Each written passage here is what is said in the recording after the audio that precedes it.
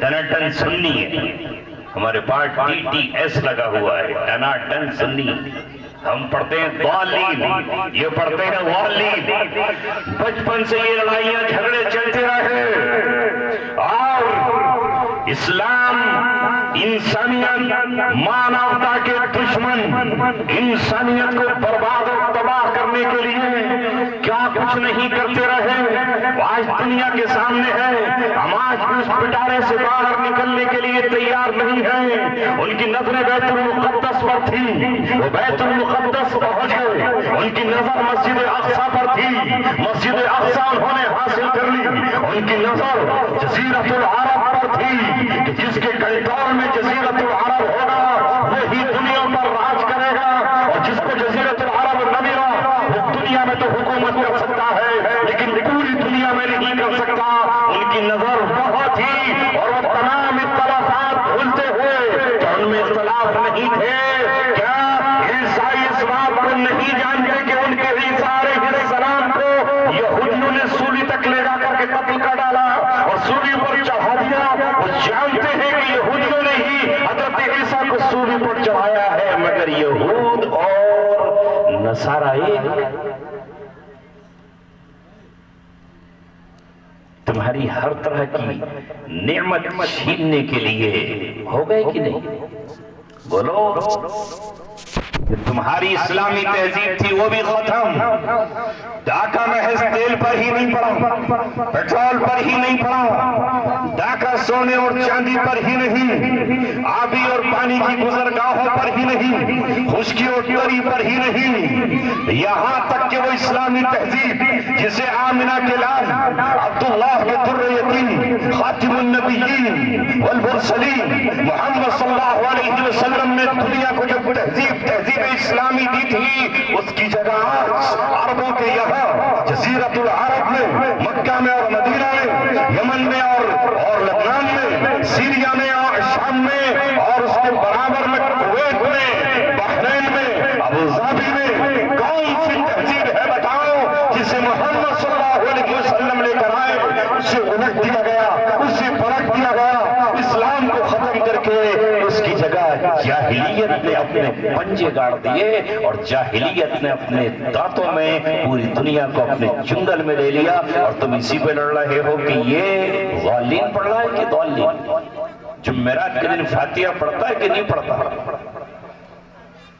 امام کے پیچھے فاتحہ پڑھی اس نے کہ نہیں پڑھی؟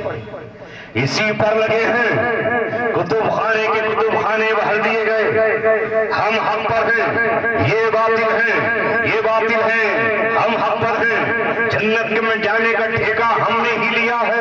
حال یہ ہو گیا کہ ہمارے بچوں کے ہاتھ میں قرآن کی بجائے شراب کی بوتلیں آ گئی، ہمارے نوجوانوں کے ہاتھ میں میوزک، ساز، سارنگی، بانسری اور ڈھولک آ گئی، طبلہ آ گیا، اور ہمارے بیویوں اور ہماری عورتوں کے پیروں میں بازیب آئی، اس کی جھنکار آئی، ناچنا گانا ان کو اچھا لگنے لگا۔ جس ناچ گانے کو تو عالم کا تاجدار مٹانے آیا تھا، اسے آج مسلم قوم زندہ کر رہی ہے، یہاں تک کہ جب ان کے نکاح ہوتا ہے تو لڑکیاں ناچ رہی ہیں، جوان عورتیں ناچ رہی ہیں، بوڑھی خالائیں ناچ رہی ہیں۔ یہ واقعہ پچھلے سال بجنور میں پیش آیا کہ ایک خالہ اپنے بھانجے کے ساتھ جس کا نکاح تھا ناچ رہی تھی، اور اس کی ویڈیو بن رہی ہے، مگر اللہ تبارک و تعالیٰ نہ پوچھے تو نہ پوچھے، نہ پکڑے تو نہ پکڑے، نہ آئے پکڑ کے لیے تو نہ آئے، لیکن اگر وہ پکڑ کرنے پر آئے تو عین خوشیوں کے موقع پر بھی وہ پکڑ سکتا ہے۔ ہواؤں میں اللہ تبارک و تعالیٰ پکڑ کر سکتا ہے، دریاؤں میں کشتیوں میں بیٹھے ہوئے کو ڈبو سکتا ہے۔ ٹھیک اسی وقت ناچتے ہی ناچتے عورت زمین پر گری اور اسی وقت تڑپ کر کے نام نہیں بتا رہا اس گاؤں کا، جانا چاہو گے تو بھیج دوں گا، پھر نام بتا کر۔ یہ عبرتناک واقعے ہماری نظروں کے سامنے ہیں. ہمیں دوسروں سے کچھ نہیں لینا. ان کا دھرم ان کے لیے. لکم دینکم ولی دین. ہمارا دین ہمارے لیے, ہماری تہذیب ہمارے لیے, ہمارا کلچر اسلام, اسے آج ہم اپنے پیروں کے نیچے سے روند رہے ہیں. اسلام نے کہا کہ مسلمانوں کی بیٹیاں حجاب میں لپٹ کر پردوں کے ساتھ اگر ضرورت پڑے تو وہ باہر نکلیں, ورنہ انہیں باہر نکلنے کی ضرورت نہیں ہے. اللہ نے قرآن میں کہا ہے وَقَرَّ فِي بُيُوتِكُنَّ وَلَا تَبَرَّجْنَ تَبَرُّجَ الْجَاهِلِيَّةِ الْأُولَىٰ. اور وہ گھروں میں قرار پکڑی رہو. اے نبی کی بیٹیوں, اے نبی کی بیویوں, اے نبی کی روحانی بیٹیوں, وَقَرَّ فِي بُيُوتِكُنَّ وَلَا تَبَرَّجْنَ تَبَرُّجَ الْجَاهِلِيَّةِ الْأُولَىٰ. پہلی جاہلیت کی طرح بناؤ سنگھار کر کے, دوپٹوں کو سینوں سے ہٹا کر اپنے گردن میں ڈال کر کے نہ نکلو. پہلی جاہلیت کی طرح مفسرین نے لکھا کہ یہ لفظ ہے پہلی جاہلیت. اس کا مطلب یہ ہے کہ دوسری جاہلیت آئے گی. اور آج بدنصیبی سے ہم اس دوسری جاہلیت میں جی رہے ہیں. دوسری جاہلیت میں جی رہے ہیں. ہمارے اپنے نکاحوں پر دیکھو, نوجوان بچیوں کا کیا عالم.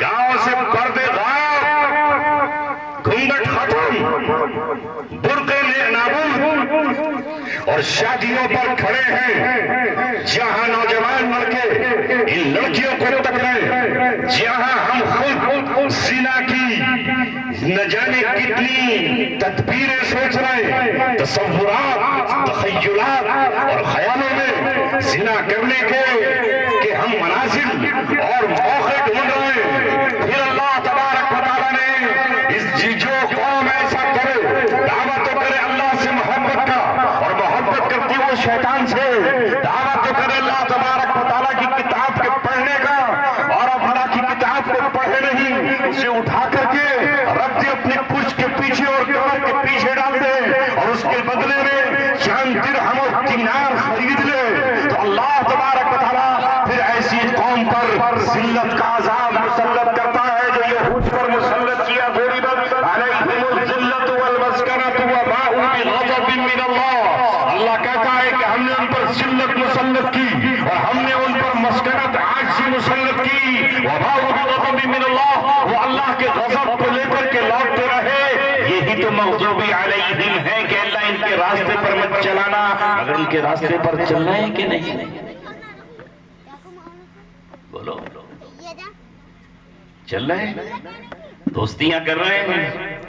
ہے کوئی جو سمجھے کہ اللہ تعالیٰ نے اس امت کو قرآن کیوں دیا تھا؟ قرآن میں تو یہ کہا گیا وَلَا تَرْكَنُوا إِلَى الَّذِينَ ظَلَمُوا فَتَمَسَّكُمُ النَّارُ. کسی ظالم کی طرف تمہارا ادنا سا, تھوڑا سا, چھوٹا سا بھی جھکاؤ نہ ہو جائے, تمہارا دل اس کی طرف مائل نہ ہو جائے. جو ظلم کرنے والا ہے تم ظلم کے ساتھی نہیں, انصاف کے طرفدار ہو. تم ظالم کے پشت پناہ نہیں, مظلوم کے مددگار ہو. تمہیں مظلوم کی حمایت کرنا ہے. نبوت کا تاج پہننے سے پہلے قرآن کی آیتیں اقرأ باسم ربک الذی خلق والمدثر آنے سے پہلے مکے کی سرزمین پر فضل نام کے کچھ لوگوں نے ایک معاہدہ کیا تھا. اس کو حلف الفضول سیرت کی کتابوں میں کہا جاتا ہے. حلف الفضول, فضل نام کے, فضیل نام کے کچھ لوگ جمع ہوئے جس میں نبی پاک صلی اللہ علیہ وسلم کے چچا بھی شریک تھے. نبوت کے اظہار سے پہلے 40 سال کی عمر سے پہلے مکہ میں یہ معاہدہ ہوتا ہے.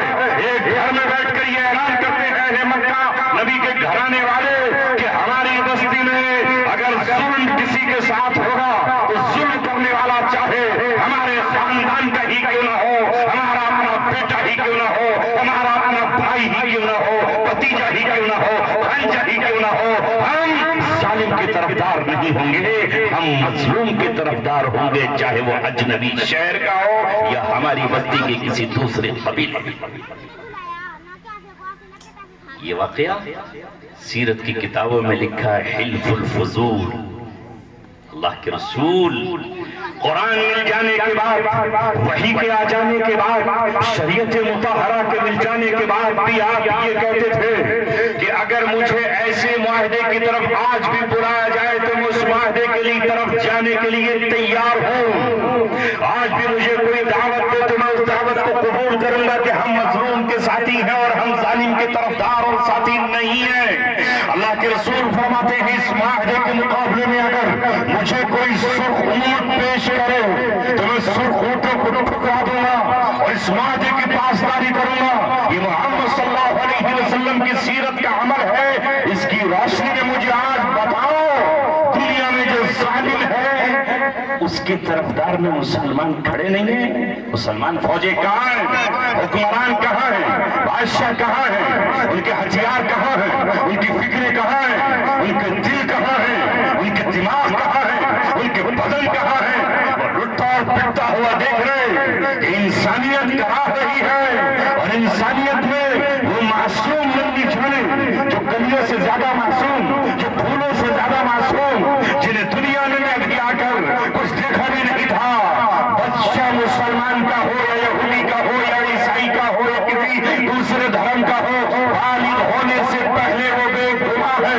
ہمارا ایمان اور عقیدہ یہ ہے کہ بالغ ہونے سے پہلے جو بچہ مر جائے گا وہ جنت میں جائے گا، کسی کا بھی بچہ ہو۔ لیکن جو ظالم ایسے بچوں کو بھی جنہیں ابھی عقل پوری نہیں آئی تھی، اور اس میں بھی وہ بچے جو لڑکیاں تھے، معصوم ننھی جانے تھے، عورتوں کے بچے تھے، انہیں جلا کر کے خاک کر دے، انہیں ہلاک کر ڈالے اور ان کے جسموں کو جلا دے، بارود سے انہیں تڑپا دے۔ اس کے ساتھ ظالم کھڑے نظر آئے۔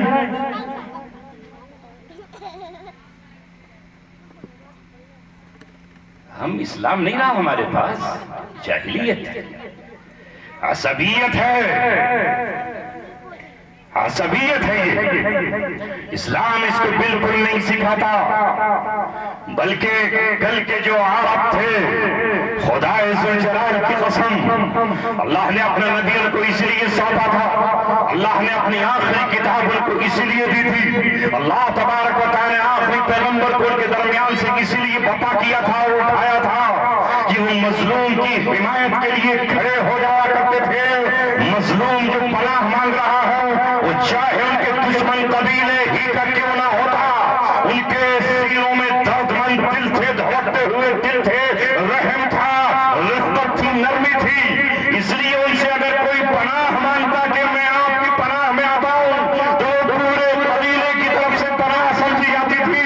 اگر بیٹے نے پناہ دے دی تو سمجھو قبیلے نے دے دی، اگر عورت نے بھی کسی کو پناہ دے دی تو پورے خاندان اور قبیلے کی طرف سے پناہ مل جاتی۔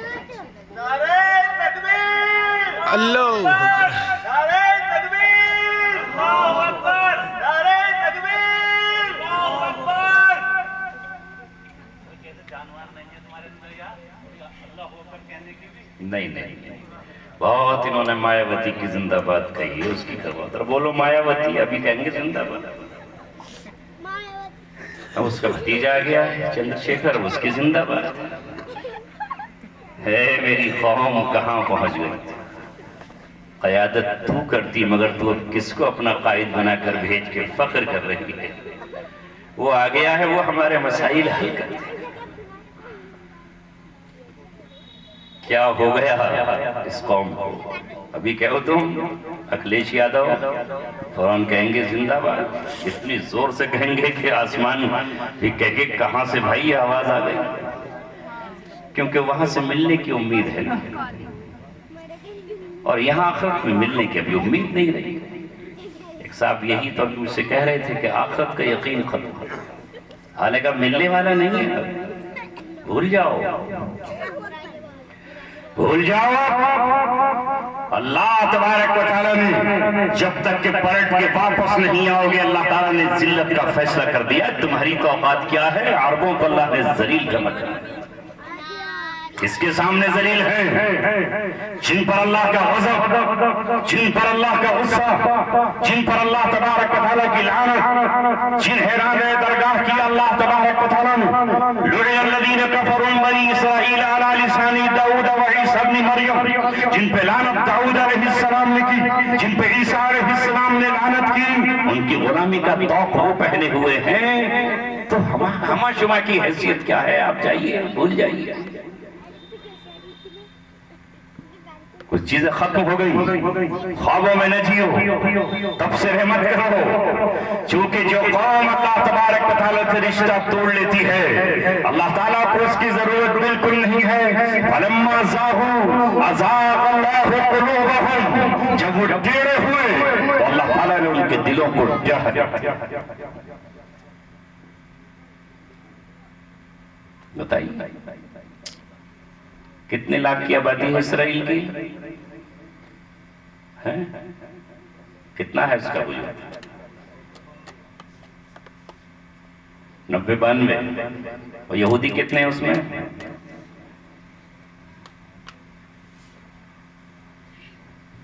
کتنے ہیں جی؟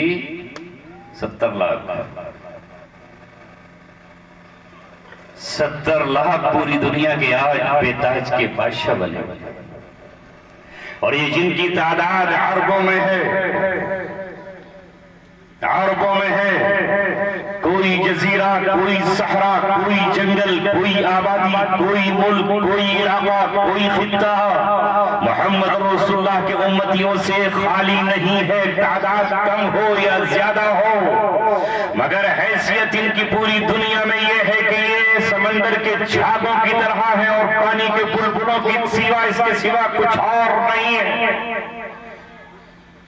اس کی وجہ یہی ہے کہ آخرت کی فکر ختم، آخرت کا یقین نہیں، حب الدنیا و کراہیت الموت، دنیا کی محبت، موت سے نفرت، مرنے کو یہ سمجھ رہے ہیں کہ موت ہے، حالانکہ قرآن نے یہ کہا تھا یہودیوں کے بارے میں، یود احدہم لو یعمر الف سنہ، یعنی ان میں کا ہر ایک یہ چاہتا ہے کہ اسے 1000 سال کی عمر مل جائے، 1000 سال کی عمر اسے مل جائے۔ آج اس کی جگہ مسلمان کھڑا ہے اور وہ چاہتا ہے کہ تجھے 1000 سال کی عمر مل جائے، موت نہ جائے، مر نہ جاؤں۔ یہی وجہ ہے کہ آج جو لعنت، جو ذلت کا طوق اللہ نے ان کے گھروں میں ڈالا تھا، کل ان سے بیت المقدس بخت نصر نے چھین لیا تھا اور تاراش کر دیا تھا انہیں، اور گرفتار کر کے بابل اور عراق لے گیا تھا، اور بنی اسرائیل روتے پھرتے تھے، تڑپتے پھرتے تھے کہ ہائے ہمارے ساتھ کیا ہوا۔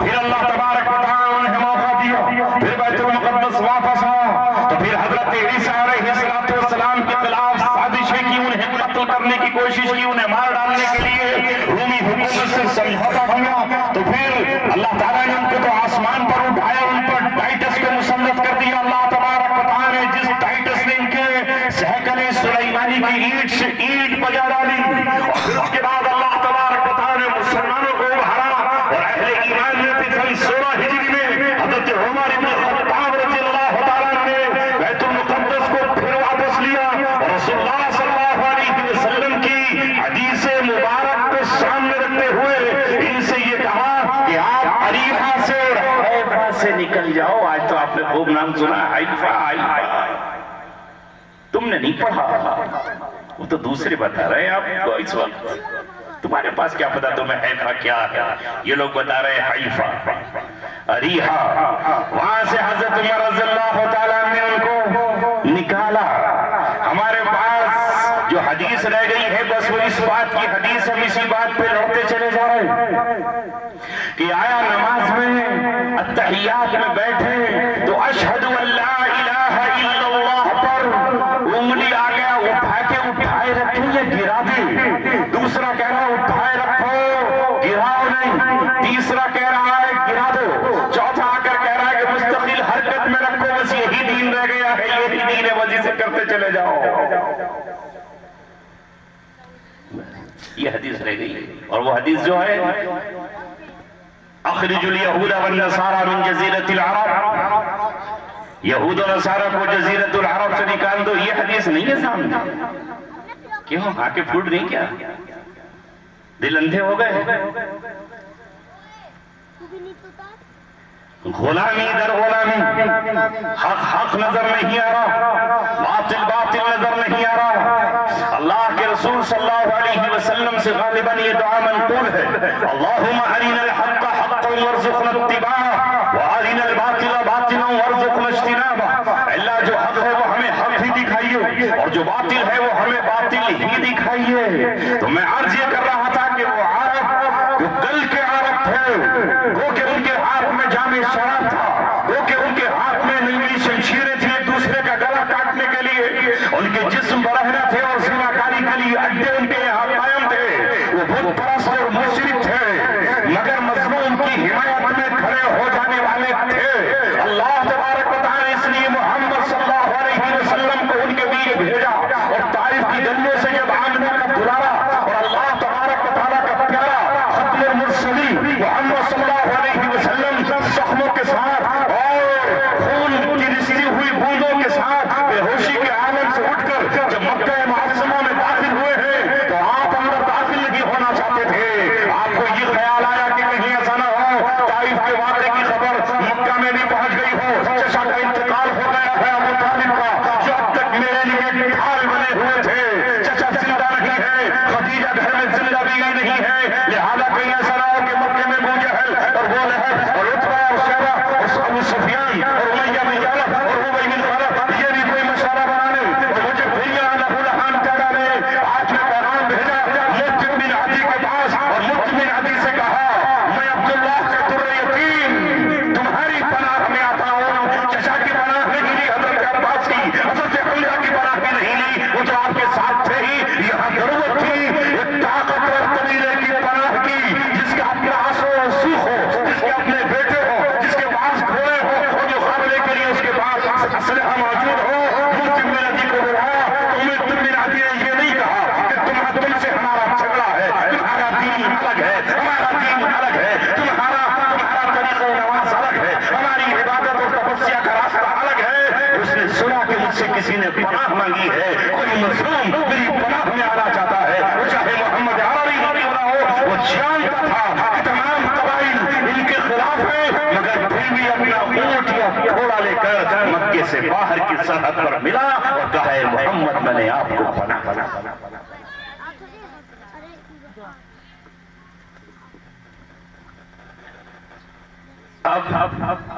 اب جو آج کے عرب ہے ذرا بتاؤ, دروازے بند کر دیے نہیں فلسطینیوں کے لیے؟ کیا جارڈن عرب نہیں ہے؟ اس نے سرحد کھولی. کیا سعودی سے فلسطین کی سرحدیں نہیں ملتی ہیں. کوئی سرحد کھولی, کوئی جہاز ملا.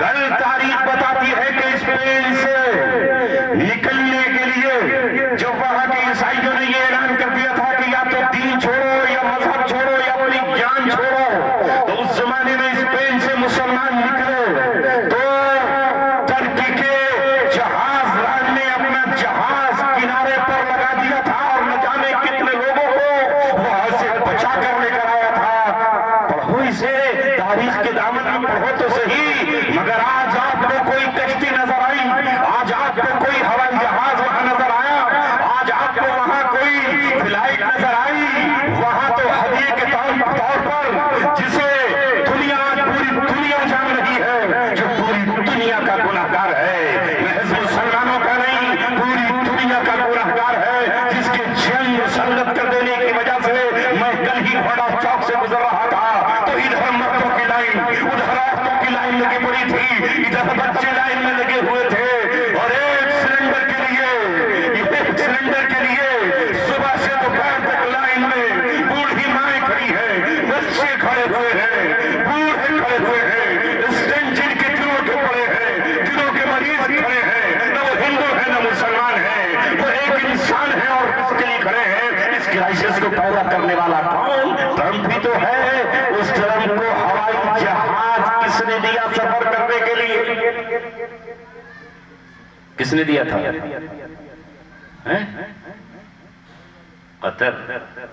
قطر جسے یہ کہا جاتا ہے قطری مسلمان, کیا کہنے ہیں، اس قطر نے ہوائی جہاز دیا اسے کہ تم پرانے کھٹارا ہوائی جہاز میں چل رہے ہو، میں سونے کے بڑا ہوا ایسا ہوائی جہاز آپ کو دوں گا جو پوری فضا میں آپ کو سیر کرائے گا۔ یہ ہے مسلمان، اور ان کے لیے آج فیس بک پر اور ٹویٹر پر اور فلاں پر بحث چل رہی ہے۔ یہ حالات ہے میرے عزیزوں اور ساتھیوں، آنکھوں پر پردے پڑے ہوئے ہیں، کوئی دیکھنے کے لیے تیار نہیں ہے، سننے کے لیے تیار نہیں ہے۔ سمم بکمن عمیون فہم لا یرجعون۔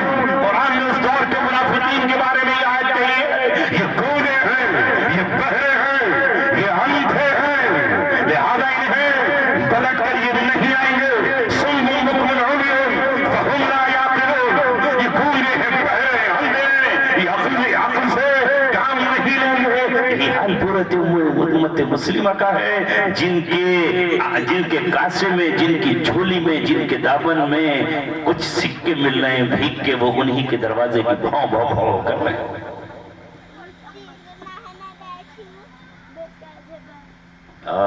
وائے ناکامی متائے کارواں جاتا رہا، کارواں کے دل سے احساس زیاں جاتا رہا۔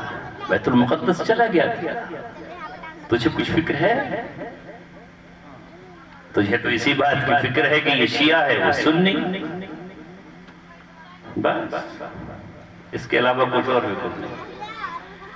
ہم سنی مسلمان ہیں، سنی میں ہم، کوئی کہہ رہا ہم بریلوی مسلمان ہیں، کوئی کہہ رہا ہم دیوبندی مسلمان ہیں، کوئی کہہ رہا ہم ندوی مسلمان ہیں، کوئی کہہ رہا ہم مظاہری مسلمان ہیں، کوئی کہہ رہا ہے ہم امینی مسلمان ہیں۔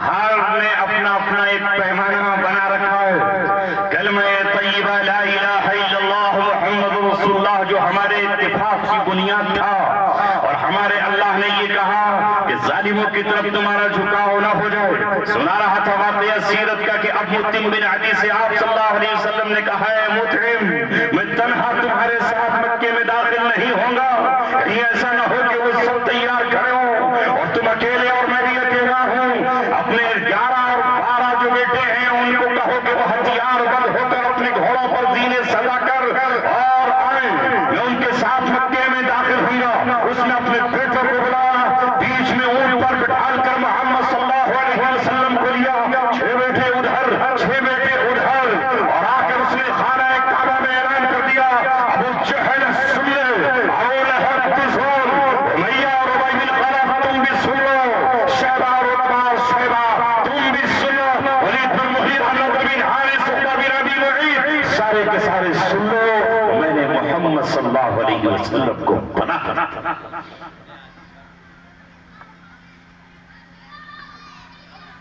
اس وقت ابو جہل نے تڑپ کر کہا کہ ہائے کاش اے مطعم بن عدی تو نے پناہ نہ دی ہوتی، تو میں دیکھ لیتا، مگر تو نے پناہ دے دی تو اب کیا کروں گا، تو بھی برابر کی ٹکر۔ اور رسول کریم صلی اللہ علیہ وسلم نے اس احسان کو اپنے صحابہ سے جتانے کے لیے بھولے نہیں اس احسان کو کہ اس نے مجھے پناہ دی، حالانکہ اصل پناہ میں تو آپ اللہ کی تھے، آپ کو ضرورت نہیں تھی۔ اللہ مکے میں کہہ چکا تھا واللہ یعصمک من الناس، مگر جو کچھ محمد صلی اللہ علیہ وسلم کر رہے تھے وہ اس لیے کہ میری امت کے لیے میری سیرت میں ایک نمونہ مل جائے کہ اگر کبھی ان کو یہ حالات پیش آ جائے تو غیر مسلم، نان مسلم، مشرک سے بھی پناہ لی جا سکتی ہے، چھجائے کے کلمہ گو سے۔ آپ کو کیا ضرورت تھی پناہ کی کہ جبریل آپ کے ساتھ نہ تھے، میکائیل آپ کے وزیر نہ تھے، مگر آپ اپنے عمل سے یہ ثابت کرنا چاہتے تھے کہ میری امت کا کوئی فرد یا کوئی جماعت یا کوئی گروہ یا میری امت کا کوئی ماننے والا کبھی اس سچویشن میں آ جائے تو اسے پناہ حاصل کرنے کے لیے اگر کوئی صحیح شخص ہو تو وہ پناہ لے لے۔ آج کے عربوں بتاؤ، آج کے مسلم حکمرانوں بتاؤ، آج دنیا میں اپنی باتیں کرنے والوں بتاؤ، آگے نہیں بڑھتا ان کی تائید کرنے والے وہ بھی بتائیں، جو اپنے آپ کو ربانیین کہتے ہیں وہ بتائیں۔ کل حبشے کا بادشاہ جس کو نجاشی کہا جاتا ہے وہ عیسائیت پر تھا، جب محمد رسول اللہ کی بیٹی حضرت رقیہ، حضرت عثمان اور آپ کے بھائی چچا حضرت جعفر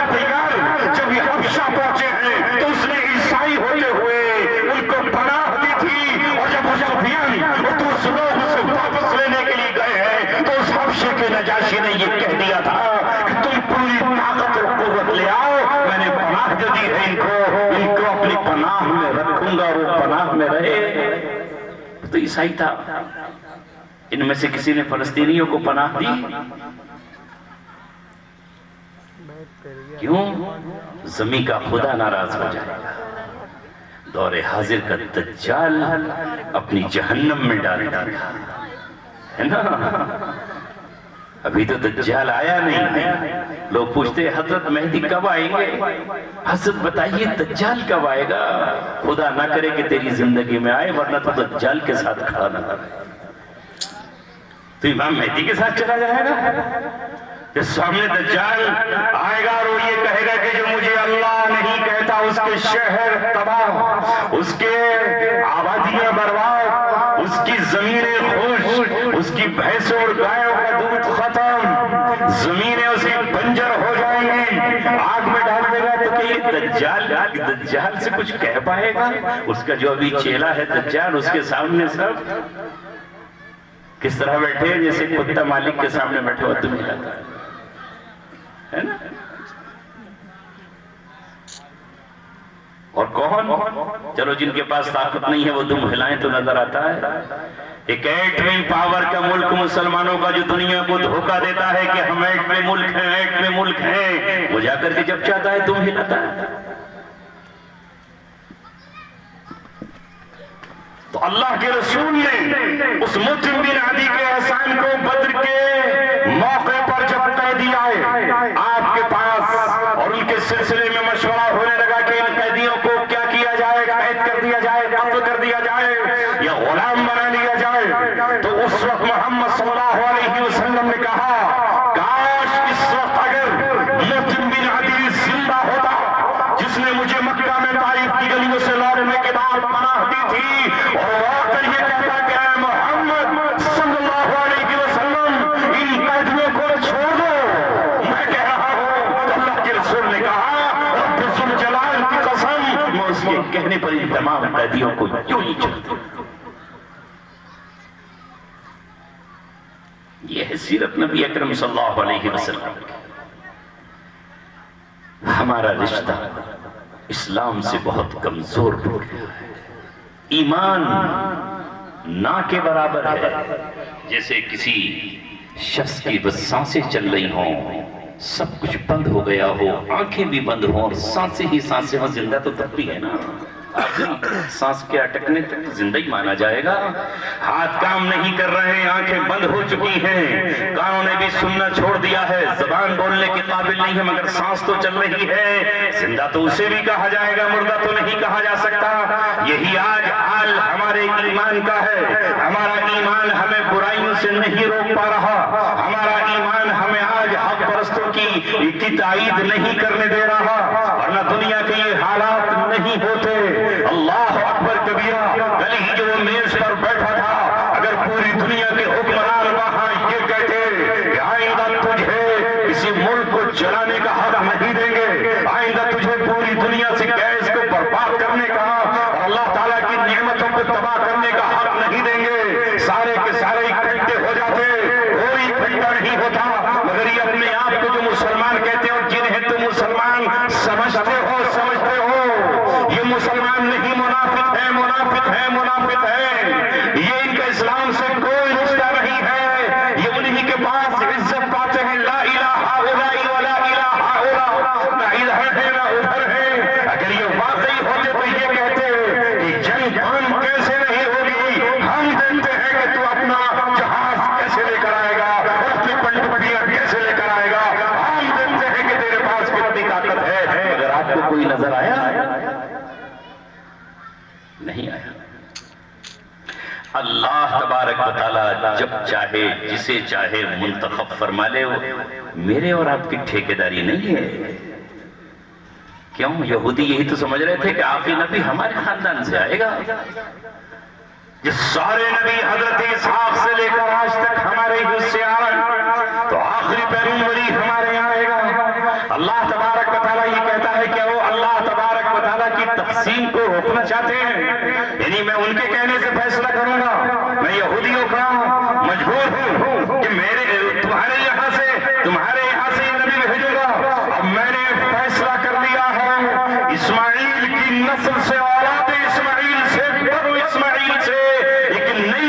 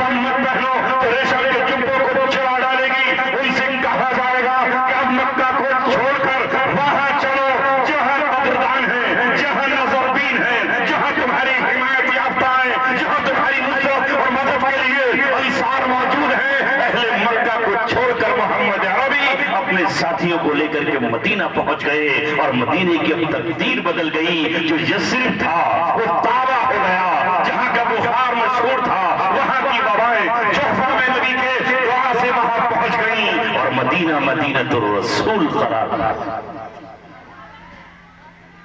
اللہ تعالیٰ اپنے نبیوں کو ناقدروں کے بیچ نہیں چھوڑتا. پڑے رہو انہی کے بیچ, یہی محنت کرو, یہی گڑ جاؤ, یہی مر جاؤ. نہیں, اللہ تعالیٰ نے حضرت ابراہیم سے کہا ابراہیم اپنے باپ کا شہر چھوڑ کر عراق ملک شام نکل جاؤ.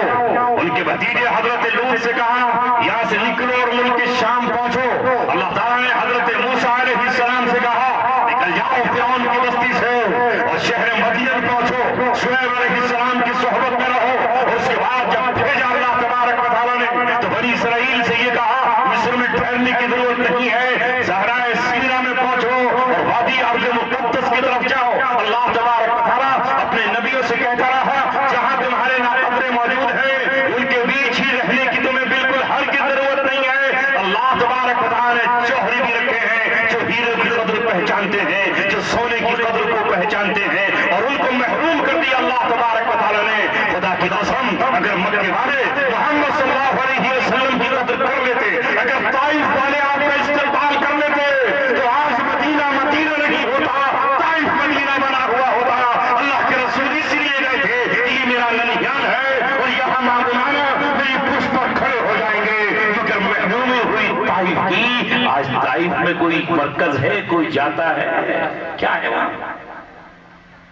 اور مدینہ ہے کوئی بدنصیب مسلمان جو مکہ جائے اور مدینہ بھی نہ جائے؟ کوئی ویسا نہیں ہوگا, بلکہ چاہتا ہے کہ پہلے مدینہ چلا جائے بعد میں مکہ جاؤ. مدینے کی بات ہی الگ ہے. وہ انصار اللہ تبارک و تعالیٰ نے ان کو نبی کی صحبت کے لیے, نبی کی حمایت کے لیے, نبی کی تائید کے لیے کھڑا کیا. جب ایک مرتبہ منافقین نے آگ لگا دی طائف کی فتح کے بعد, حنین کی فتح کے بعد کہ محمد صلی اللہ علیہ وسلم نے مکے والوں کو زیادہ دے دیا, مہاجرین کو زیادہ دے دیا, انصار مدد تم نے کی, انصار حمایت تم نے کی, جنگوں پر اپنی گردنیں تلواروں کی نوک پر تم نے رکھ دی. لیکن آج محمد کو جب دینے کا مرحلہ آیا تو اپنے خاندان, اپنے قوم, اپنے وطن والوں کو نواز دیا. کچھ آواز سے بلند ہوئی تو محمد صلی اللہ علیہ وسلم نے زوردار خطبہ دیا اور کہا کہ اے انصار تمہیں یہ کہنے کا حق ہے کہ جب آپ کو آپ کے شہر کے لوگ, مکہ کے لوگ شہر سے نکالنا چاہتے تھے اور آپ کو ماہ دینا چاہتے تھے تو پناہ دینے والے ہم تھے. اللہ کے رسول میں یہ کہنے کا حق ہے کہ جب اہل مکہ آپ پر چڑھ کر آئے تھے اور آپ کو قتل کرنا چاہتے تھے تو نیزے پر اپنی گردنوں کو رکھنے والے ہم تھے. انصار تمہیں یہ کہنے کا حق ہے, لیکن اے انصار مجھے یہ کہنے کا حق ہے کہ تم گروہوں میں بٹے ہوئے تھے, اوس خزرج کو کاٹ رہے تھے, وہ خزرج اوس کا قتل کر رہے تھے اور یہودی تم سے کھیل رہے تھے. کبھی وہ سود پہ قرضہ دیتے تھے, کبھی تمہیں ہتھیار قبضے میں دیتے تھے. لہذا میرے پہنچنے کی وجہ سے کیا تمہارے جھگڑے ختم نہیں ہو گئے؟ تم مردار کھاتے تھے, تمہیں کلمہ طیبہ نصیب نہیں ہو گیا. انصار بتاؤ کہ میں نے تمہارے جھگڑوں کو ختم نہیں کر دیا, کہ میں نے عزت کا تاج تمہارے سر پہ نہیں رکھ دیا, کہ میں نے فتوحات کا دروازہ تمہارے نہیں کھول دیا. اب انصار بتاؤ, ایک طرف تم ہو اور ایک طرف اہل مکہ ہے کہ تم اس بات پر راضی نہیں ہو کہ کل یہ لوگ آئے تو کوئی بکری لے کر آئے, کوئی اونٹ لے کر آئے, کوئی گھوڑا لے کر آئے, کوئی مال غنیمت میں سونا اور چاندی لے کر آئے, اور کل تم جب قیامت میں آؤ تو مجھ محمد رسول اللہ صلی اللہ علیہ وسلم کو ساتھ لے کر آؤ. صحابہ انصار کی ہچکیاں بن گئیں, رونے لگے, تڑپنے لگے کہ اللہ کے رسول معاف کر دیجئے. کسی منافق نے یہ بات ہمارے ذہن میں ڈال دی. اللہ اکبر. جس نبی نے تلواروں کو نیام میں کر دیا, جس نے دنیا کو امن دینے کا پیغام دیا, جس نبی سے پوچھا گیا اللہ کے رسول اگر ہم ایمان میں داخل ہو جائیں اور اسلام کو غلبہ مل جائے تو آخر بتائیے تو صحیح دنیا کا حال کیا ہوگا؟ اللہ کے رسول نے اس موقع پر جنت کی بات نہیں کی, دنیا کے امن کی بات کی. اور آپ نے کہا کہ جب اسلام غلبے میں آئے گا اور اللہ تعالیٰ میرے ماننے والوں کو قوت اور طاقت اور غلبہ عطا فرمائے گا تو صنعاء یمن سے ایک عورت چلے گی تنہا اپنے اونٹ پر کچاوا کسے گی اور اونٹ پر چل کر خانہ کعبہ کا طواف کرے گی، نہ اس کے ساتھ کوئی باڈی گارڈ ہوگا، نہ اس کا بیٹا اور بھتیجا اور بھائی ہوگا، وہ اکیلی آئے گی، راستہ اتنا پرامن ہوگا، کوئی مائی کلام اسے ٹچ نہیں کر سکتا، کوئی گندی آنکھ اسے دیکھ نہیں سکتی، کوئی میلی آنکھ اس کی طرف اٹھ نہیں سکتی، اور کوئی ہاتھ اسے چھو نہیں سکتا، اکیلی تنہا آئے گی اور خانہ کعبہ کا طواف کر کے سنہ یمن کو پھر لوٹ جائے گی۔ ایسا امن دنیا میں آ جائے۔ آج کیا ہے دنیا میں؟ امن ہے کہ بدامنی؟ فساد ہے کہ نہیں؟ تو فساد تو ہوگا ہی۔ میونسپلٹی کا کام ہے کہ کوڑا کچرا اور کرکٹ کو وہ روزانہ اٹھوائے۔ اگر میونسپلٹی ایک مہینہ کچرا نہ اٹھوائے گی تو کیا حال ہو جائے گا؟ بولو، تمہارے گھروں کا کیا حال ہوگا؟ اپنی گاڑی کھڑی کر دو ذرا، 8 دن کتنی دھول چڑھ جائے گی۔ اگر نہیں جاؤ گے اسے دھلوانے کے لیے کیا حال ہوگا؟ اہل ایمان کی ذمہ داری تھی کہ وہ دنیا سے فساد کا خاتمہ کرتے اور فسادیوں کو روکتے، فسادیوں کو ٹوکتے، فسادیوں کو لگام لگاتے، اور یہ کہتے کہ ساری دنیا سیدھی راہ پر چلے۔ اللہ تبارک و تعالیٰ نے ہمیں سارے خزانے دیے ہیں، نہ کسی سے گھرتے، نہ کسی سے ڈرتے، نہ کسی سے لجتے۔ اللہ تعالیٰ نے تو کہہ دیا اليوم یئس الذین کفروا من دینکم فلا تخشوهم واخشونی۔ آج دوسرے لوگ تمہارے دین سے مایوس ہو چکے ہیں، ان سے مت ڈرنا، مجھ سے ڈرنا۔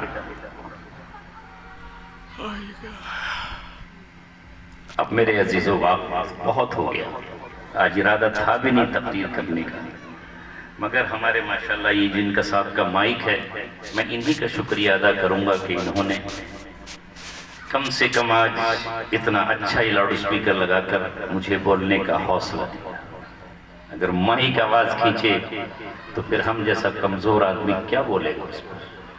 آپ کے جذبے تھے، کسی نوجوان کی تڑپ ہوگی، کسی ماں کی جو ہے پکار یا اس کا شوق ہوگا کہ اللہ نے یہ باتیں کہلوا دی۔ میں صرف آپ سے یہ کہہ رہا ہوں کہ آپ پر، مجھ پر بہت بڑی ذمہ داری ہے۔ ہم اپنی نسلوں کا ایمان بچائیں، ایمان کی بچانے کی ذمہ داری ہے۔ رسول اکرم نے فرمایا بدا اسلام غریبا، اسلام شروع جب ہوا تو غریب تھا، اجنبی تھا، قسم پرسی کے عالم میں تھا، چند غلاموں اور باندیوں اور کمزوروں نے اس کو اختیار کیا تھا۔ پھر ایک دن اس کی عروج کا آئے گا کہ رکتا نہ تھا کسی سے سیل رواں ہمارا، اے گلستان اندلس وہ دن ہے یاد تجھ کو، تھا تیری ڈالیوں میں جب آشیاں ہمارا۔ کہ اللہ کے رسول فرما رہے ہیں کہ پھر وہ وقت آ جائے گا کہ اسلام پھر غریب ہو جائے گا، وَسَيَعُودُ غَرِيبًا كَمَا بَدَأَ، جیسے شروع ہوا تھا ویسا ہی غریب۔ فَطُوبَى لِلْغُرَبَى، لیکن ان اجنبی، ان غریبوں، ان کمزوروں جن کو کوئی اہمیت نہیں دی جائے گی، ان کے لیے اللہ کے رسول نے بشارت دی ہے، خوشخبری سنائی ہے، ان کو خوشخبری ہو۔ تو آج کے دور میں جو لوگ دین کو سہارا دیں گے، دین کے قریب آئیں گے، اللہ کے رسول کے نزدیک آئیں گے، اس کتاب اللہ کے قریب آئیں گے، اللہ کے رسول کی انہیں بشارت ہے، اور آقا کی بشارت مل جانے کے بعد پھر کچھ اور چاہت باقی رہتی ہے۔ پھر کیا چاہت باقی رہے گی؟ تو دور حاضر میں اپنے آپ کو مسلمان بناؤ، اپنی نسلوں کو مسلمان بنا لو، اور احسان مانو کہ کوئی ہماری نسلوں کو سدھارنے کے لیے آیا ہے، کوئی ہماری فکر کر رہا ہے۔ بڑی مدت میں ساقی بھیجتا ہے ایسا مستانہ، بدل دیتا ہے جو بگڑا ہوا دستور میں خانہ۔ اللہ تبارک و تعالیٰ نے ہر دور میں بھٹکتی انسانیت کے لیے، گمراہ انسانوں کے لیے نبیوں کو بھیجا، حالانکہ نبی نہیں جانا چاہتے تھے وہاں پر۔ حضرت موسیٰ خود کہہ رہے ہیں اے اللہ وَيَضِيقُ صَدْرِي، میرا دل بھیچ رہا ہے، وَيَنْطَلِقُ وَلَا يَنْطَلِقُ لِسَانِي، اور میری زبان چلنے کو تیار نہیں ہے۔ میں فرعون کے دربار میں جا کر کیا کہوں گا؟ میں اچھا خطیب نہیں ہوں، میں اچھا ادیب نہیں ہوں، بہترین مقرر نہیں ہوں، مجھ پر فرض جرم ہے اور وہ مجھے قتل کر سکتا ہے۔ میرے بھائی کو میرا شریک کر دیجئے، اے اللہ میرے بھائی ہارون کو نبی بنا دیجئے۔ اللہ نے کہا جاؤ اذهبا الى فرعون، فرعون کے پاس جاؤ اور اس سے گفتگو کرو، اللہ فرعون کو بھی بغیر حجت کے جہنم میں نہیں ڈالے گا۔ اللہ نے بغیر حجت کے فرعون کا خاتمہ نہیں کیا، اللہ نے بغیر حجت اور دعوت کے قارون کا خاتمہ نہیں کیا۔ اللہ نے قوم عاد کو دین پہنچانے کے لیے اور تبلیغ اور اللہ کا اپنا پیغام پہنچانے کے لیے قوم عاد کے پاس حضرت ہود کو بھیجا، قوم سمود کے پاس حضرت صالح کو بھیجا، قوم لوط کے پاس حضرت لوط کو بھیجا۔ اللہ تبارک و تعالیٰ نے بنی اسرائیل کے پاس مسلسل رسول بھیجے، کبھی داؤد علیہ السلام، کبھی زکریا علیہ السلام، کبھی یحییٰ علیہ السلام، مگر یہ بدنصیب قوم اپنے نبیوں کو قتل کرتی رہی۔ زکریا علیہ السلام کو چیر ڈالا اور حضرت یحییٰ علیہ السلام کا قتل کر دیا، دانیال علیہ السلام کو بھوکے شیر اور کتوں کے سامنے ڈال دیا۔ یہ قوم ہمیشہ سے انکار کرتی رہی ہے، نبی آتے رہے، رسول آتے رہے، کتابیں آتی رہی، اللہ تعالیٰ مسلسل ہدایات بھیجتا رہا، مگر جب اللہ نے فیصلہ کیا آخری ہدایت کے بھیجنے کا تو نبیوں کا سلسلہ ختم ہو گیا، ان کی جگہ اللہ نے علماء حق کو قبول کیا۔ اب بگڑی ہوئی قوم کے مزاج کو صحیح راہ پر لانے کے لیے صحیح علماء حق کی ذمہ داری ہے کہ وہ فریضہ حق ادا کریں، اپنی زبان سے، اپنی قلم اور اس کی سیاہی سے، اپنی آواز اور اپنے عمل سے ان کی ذمہ داری ہے، اور امت کی ذمہ داری ہے کہ جب یہ پہچان لے کہ یہ عالم حق ہے، عالم ربانی ہے، یہ کسی کی پرواہ نہیں کرتا، تو پھر قوموں کو چاہیے کہ اس کا ساتھ دیں۔ اگر تم ساتھ نہیں دو گے تو ساتھ تو اللہ تبارک و تعالیٰ کا ملے گا، اس راہ میں ہلاک بھی ہو جائے گا تو اللہ تبارک و تعالیٰ کے محبوب بندوں میں اس کا شمار ہوگا۔ چاہیے تو یہ تھا پوری قوم کو کہ حضرت حسین رضی اللہ تعالیٰ کے ساتھ نکل جاتے اور تختہ الٹتے تھے، ابن زیاد اور اس کی فوجوں کا مقابلہ کرتے، اور یزید کے تخت پر ایک ایسے شخص کو لا بٹھایا جاتا جو مقام صحابیت پر بیٹھا ہوا ہوتا، جس کے ہاتھ میں شراب کے جام اور پیالے نہیں ہوتے، جو اپنی لالچ کے لیے انسانوں کا قتل نہیں کرتا، مگر قوم نے ساتھ نہیں دیا تو اللہ تبارک و تعالیٰ نے ان 72 پیاسوں ہی کو پیاس کے عالم میں قبول فرما کر کے سید الشہداء بنا، جوانوں کا سردار بنا۔ اللہ تبارک و تعالیٰ کی کمی کیا ہے؟ جو آگے بڑھے گا اللہ تبارک و تعالیٰ اس کو آگے بڑھائے گا۔ اے میری قوم، تجھے بھی یہ سمجھنا چاہیے کہ کون علماء حق میں ہیں اور کون علماء باطل ہیں، کون علماء سو ہیں اور کون علماء ربانیین ہیں، کون درہم و دینار کے بندے ہیں اور کون اللہ تبارک و تعالیٰ کے لیے درہم و دینار سے محبت نہیں کرتے۔ زمانے سے پنگا کیوں ڈالا ہوا ہے انہوں نے، کیوں خفا ہے ان سے اپنے بھی اور کیوں ناراض ہیں ان سے بیگانے بھی؟ یہ قوم کی ذمہ داری ہے کہ قوم ان کا ساتھ دے۔ جس نے بھی نبی کا ساتھ دیا ہے اللہ تعالیٰ نے ان کو چمکا دیا ہے۔ اللہ یہی تو کہتا ہے یا ایھا الذین آمنوا کونوا انصار اللہ، اے ایمان والو اللہ کے مددگار ہو جاؤ، کما قال عیسی ابن مریم للحواریین، جیسا کہ عیسیٰ علیہ السلام نے حواریین سے کہا تھا من انصاری الی اللہ، کون ہے اللہ کے لیے میرا مددگار؟ قال الحواریون نحن انصار اللہ، تو حواریون نے کہا کہ ہم اللہ کے مددگار ہیں، نبی کا کوئی مددگار نہیں، اللہ کا مددگار ہوتا ہے۔ اور جانتے ہیں عیسیٰ علیہ السلام کے حواریین کون تھے؟ کون تھے؟ گھاٹ پہ کپڑا دھونے والے دھوبی، دریا کے کنارے مچھلی پکڑنے والے مچھوارے۔ ہماری نظر میں تو آج ان کی کوئی عزت ہے؟ ارے یہ دھوبی، اچھا یہ مچھلی پکڑنے والا یہ ہے، لیکن اور لوگ ساتھ نہیں آئے، مال و دولت والے نہیں آئے، ان میں قبیلے کے طاقت لے کر نہیں آئے، تو ان حواریین نے کہا کہ ہم اللہ تبارک و تعالیٰ کے دین کے مددگار ہیں۔ یہ بات اللہ تعالیٰ تمام ایمان والوں سے کہہ رہا ہے کہ تم بھی ان دھوبیوں کی طرح، تم بھی ان مچھلی پکڑنے والوں کی طرح اللہ تبارک و تعالیٰ کے دین کی مدد کرو۔ اللہ تبارک و تعالیٰ کی مدد و نصرت شرط ہے۔ کیا قرآن بدل گیا؟ کیا ان عربوں کے پاس عربی زبان نہیں ہے؟ کیا ان کے پاس آنکھیں نہیں ہیں؟ کیا ان کے پاس کھوپڑیاں اور کھوپڑیوں میں عقل اور عقل سمجھنے کے لیے نہیں ہے؟ ہم یہاں ہندوستان میں بیٹھ کر سمجھ رہے ہیں۔ اللہ کہتا ہے ان تنصروا اللہ ینصرکم ویثبت اقدامکم، اگر تم اللہ کے دین کی مدد کرو گے اللہ تمہاری مدد کرے گا اور تمہارے قدموں کو جگہ دے گا۔ مگر اب قرآن کہاں پڑھے، فرصت کہاں ہے، فرصت نہیں قرآن پڑھنے کی، فرصت کہاں ہے میوزک سے، فرصت کہاں ہے ناچ اور گانے سے، فرصت کہاں ہے عورت کی زلفوں کے لہرانے سے، فرصت کہاں ہے پین کے سامنے بیٹھ کر سانپ کی طرح مست ہو جانے سے۔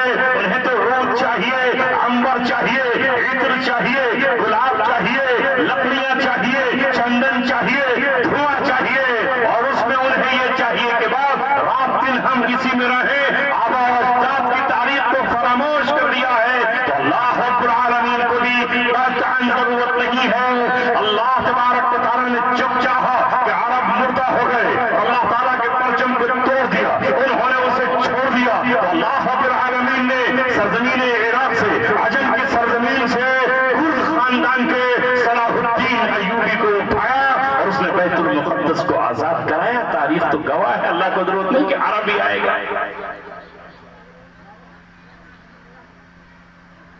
کرایا کہ نہیں؟ اور پھر ان عربوں کی محرومی تو اسی وقت سے ہے جب سے ان پر چنگیز خان اور ہلاکو خان اللہ نے مسلط کیا تھا، تب سے تباہ ہوا۔ اللہ کو ضرورت نہیں کہ چنگیز کے مقابلے پر عربوں کو کھڑا کرے اور منگیل کے مقابلے پر عربوں کی پہ لے کے آئے۔ جب وہ صحابہ کے نقش قدم پر نہ رہے، اپنے آبا و اجداد کے نقش قدم پر نہ رہے اور انہوں نے اپنی ملت سے ناطہ توڑ لیا، تو اللہ تبارک و تعالیٰ نے اوپر جا کر تو قبیلہ چنگیز خان ہلاکو خان ہی کہا ہے، اور تغر الغازی کے والد سلیمان شاہ کو اور سلجوقیوں کو ایمان عطا کر دیا۔ اور یہ چند اللہ والوں کی، چند بزرگوں کی محنت تھی کہ انہوں نے ان پر محنت کی، اپنا فریضہ انجام دیا، تو اللہ تبارک و تعالیٰ نے سلجوقیوں کو ایمان دے کر اور ارطغرل کی اولاد کو ایمان دے کر اور پھر اس کے بیٹے عثمان کو قبول کر کے اس دنیا کو بھی اللہ رب العالمین نے فتح ان ترکوں سے کرایا، ان تاتاریوں سے اللہ تعالیٰ نے فتح کرا دیا، جس کو علامہ اقبال نے کہا ہے تاتار کے افسانے سے مل گئے پاسباں کعبے کو صنم خانے سے۔ اللہ نے پاسباں کعبے کو کہاں سے دیے؟ صنم خانوں سے دیے، وحشی قوم سے دیے، درندہ قوم سے دیے، جس نے اسلام کی اینٹ سے اینٹ بجائی تھی، بغداد کو تاراج کر ڈالا تھا، ملک شام کو تباہ کر دیا تھا، وہی پھر اسلام کے محافظ بنے اور 600 سال تک اسلام کا پھیرا انہی کے ہاتھوں میں لہراتا رہا۔ علامہ اقبال نے کہا ہے، کوئی تقدیر کی منطق سمجھ سکتا نہیں ورنہ، کوئی تقدیر کی منطق سمجھ سکتا نہیں ورنہ، نہ تھے عثمانیوں سے کم ترکان تیمور۔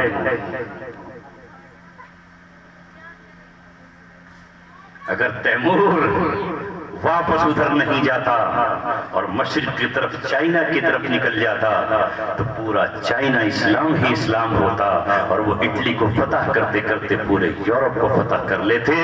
مگر اسلام کی قسمت میں تو کاٹا، اپنے ہی بھائی نے چبھایا، اپنے ہی بھائی کی تلوار نے اپنے بھائی کا گلا کاٹ ڈالا اور اپنے ہی بھائی نے اپنے بھائی کا کلیجہ چبا ڈالا۔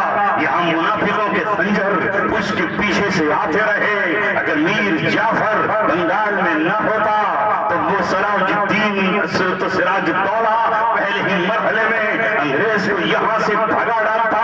اس کے بعد ہندوستان کی گلیوں میں جو انگریزوں کے دور میں خون رہا ہے وہ نہیں رہتا، اور اگر اس کے بعد بھی سنبھالا لیا تھا سلطان ٹیپو علیہ الرحمہ نے، اگر وہاں میر صادق اپنا ہی غدار نہ ہوتا تو سلطان ٹیپو نے بھی انگریز کو نکالنے کی قسم کھا لی تھی اور انگریز یہاں سے چلا جاتا۔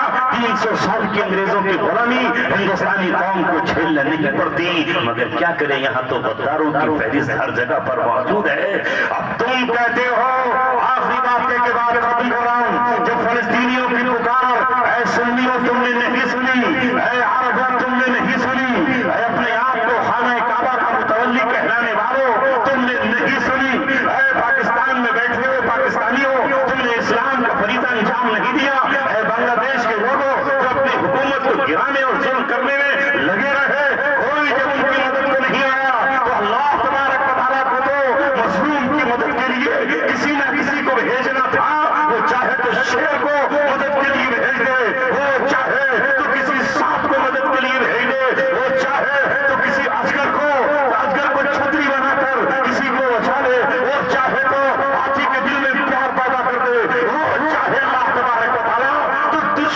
بھر میں ہی اللہ تبارک و تعالیٰ فرعون کی بیوی آسیہ کے دل کو حضرت موسیٰ کے لیے نرم کر دے، تم تو اسی میں رہ جاؤ گے۔ تو اللہ تبارک و تعالیٰ نے اس دور حاضر میں ان فلسطینیوں کی حمایت کے لیے ایران کو کھڑا کر دیا۔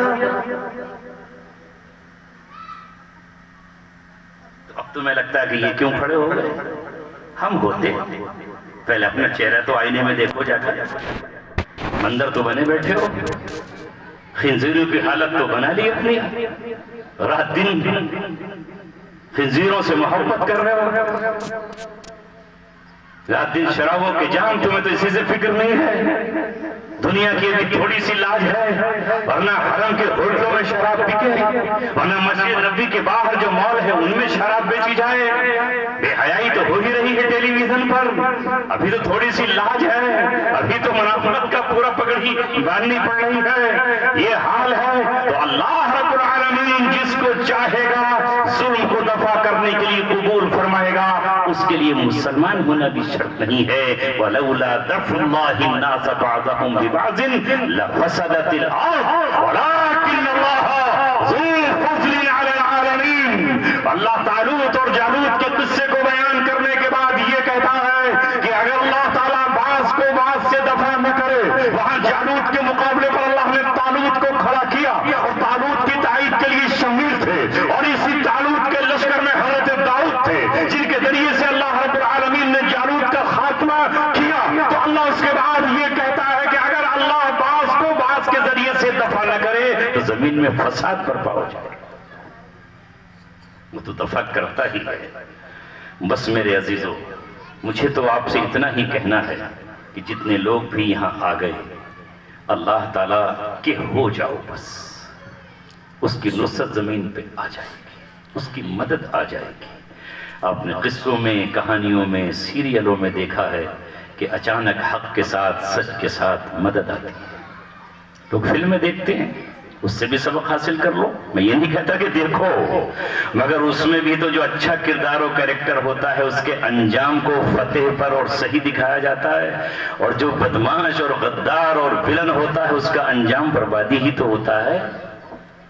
وہ اس سے بھی کچھ نہ کچھ سبق دینا چاہتے ہیں، مگر ہمیں وہ سبق نہیں سیکھنا جو اس میں سبق ہے، ہمیں تو کچھ اور سیکھنا ہے۔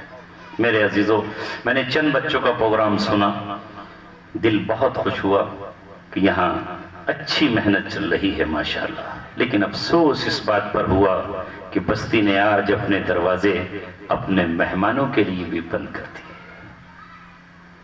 کاش ہم مہمانوں کی مہمان نوازی ہی کر لیتے کہ کم سے کم ہم جس بستی میں جاتے ہیں لوگوں، رات دن میرا کل بھی یہی سفر تھا، آج بھی یہی سفر ہے، وہاں کئی دسترخوان ہوتے ہیں اور لوگ کہتے ہیں کہ صاحب بس ایک قدم رکھ دیجئے ہمارے گھر، بس ایک چائے پی لیجئے ہمارے گھر، آپ آ جائیے۔ کہ بھائی نوشاد ہیں، ان کا تعلق قلعے سے ہے، صبح سے فون کرے جا رہے ہیں کہ صاحب آپ کو آنا ہے، اور میں کہہ رہا ہوں کہ میں نہیں آؤں گا، یہ کہہ رہے ہیں صاحب ایک کپ چائے پینی ہے، میں کہہ رہا ہوں چائے کی گنجائش نہیں ہے۔ پھر سفارش کرائی قاری اسماعیل صاحب سے، اور کس کس سے انہوں نے، بالآخر ان کے پیار و محبت کو دیکھ کر مجھے جانا ہی پڑا۔ مگر کہ لوگ سوچ رہے ہیں کہ بھائی اگر ہمارا ایک کیلا کھا کر کے یہ چلے گئے تو 1 لاکھ روپے کا کیلا بکتا ہے اس بستی میں، بڑا نقصان ہو جائے۔ ایک پتھر کی بھی تقدیر سنور سکتی ہے، شرط یہ ہے کہ سلیقے سے سنوارا جائے، شرط یہ ہے کہ سلیقے سے سنوارا جائے۔ آج ضرورت ہے، اس وقت اسلام دنیا سے پیچھے رہنے کی بات نہیں کرتا، دنیا کے ساتھ چلنے کی بات کرتا ہے، قدم سے قدم ملا کر قوموں سے اوپر لے جانے کی بات کرتا ہے۔ وہ یہ نہیں کہتا کہ تم پیچھے رہ جاؤ، وہ یہ کہتا ہے کہ امام تم ہو، دنیا ساری تمہاری مقتدی ہو، تم سے سیکھا جائے۔ آج وقت یہ ہے کہ ہمارے بچوں میں جب تعلیم ہوگی تبھی تو ہم کچھ کر پائیں گے، ظلم کو روک پائیں گے تعلیم سے، اور ستم کو روک پائیں گے تعلیم سے، کسی کی خدمت کر پائیں گے تعلیم سے۔ بیچارہ روزانہ ای رکشہ چلانے والا قوم کی کیا خدمت کر پائے گا؟ خدمت کرنے کے لیے ہمارے پاس ڈاکٹر بھی ہوں، انجینئر بھی ہوں، جج بھی ہوں، اچھے وکیل بھی ہوں، پروفیسرز بھی ہوں، سائنٹسٹ بھی ہوں، اور اچھے علماء بھی ہوں، اچھے امام بھی ہوں، بہترین قاضی بھی ہوں، ایک طرف مذہبی رہنمائی بھی چل رہی ہو، دوسری طرف دنیا میں بھی ہم اگلی صف میں بیٹھے ہوئے نظر آئیں، ہماری طاقت کا، ہماری حکمت کا، ہمارے ہنر کا، ہمارے فن کا دنیا لوہا مانے۔ ایران سے سیکھ لے، دنیا سیکھ لے نا، منوا دیا۔ دنیا کی سب سے بڑی طاقت جس کے قدموں میں آج ساری دنیا سجدہ کر رہی ہے، کل ہی ڈائلاگ توڑ کے چلا گیا اور بتا دیا اس نے، دنیا کہتی تھی کہ اسرائیل پر پرندہ پر نہیں مار سکتا، اور ایسا کوچ ہے اور ایسا سسٹم ہے اور یہ ہے اور وہ ہے اور فلاں ہے، اور دھماکہ ختم کر دیا نا۔ لیکن یہ خالی تسبیحات پڑھنے سے نہیں ہوا، یہ خالی نوافل کی ادائیگی سے نہیں ہوا، یہاں سائنٹسٹوں نے بھی محنت کی ہے، یونیورسٹیوں میں محنت ہوئی ہے۔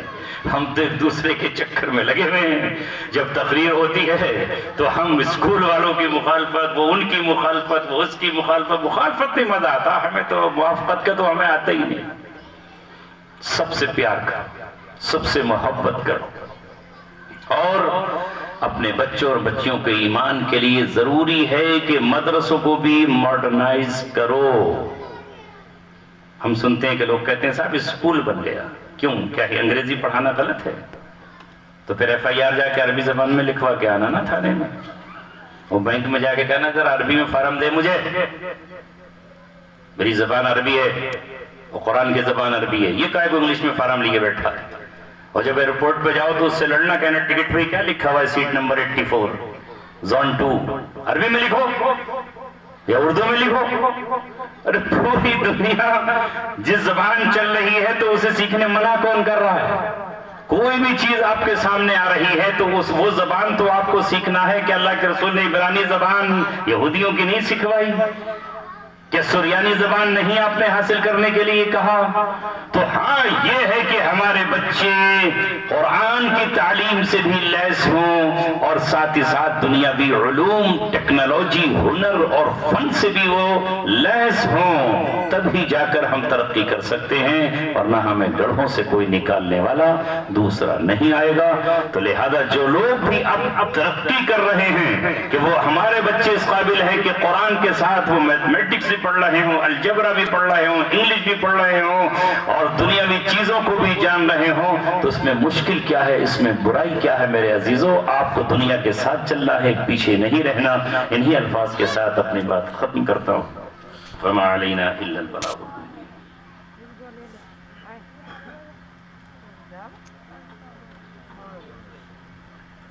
ایک گھنٹے کا ارادہ تھا، لیکن 1 گھنٹہ 22 منٹ ہو گئے سر۔